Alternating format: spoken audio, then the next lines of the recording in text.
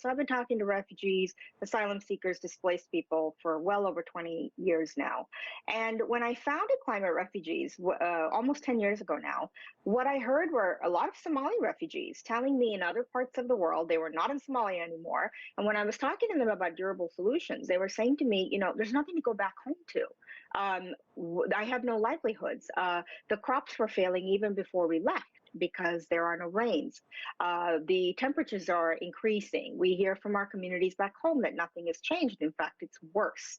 So you have to think about it in terms of, protection is not just a legal definition. It's not just a legal basis. How do people actually sustain a livelihood? How do they feed their families? Based on what?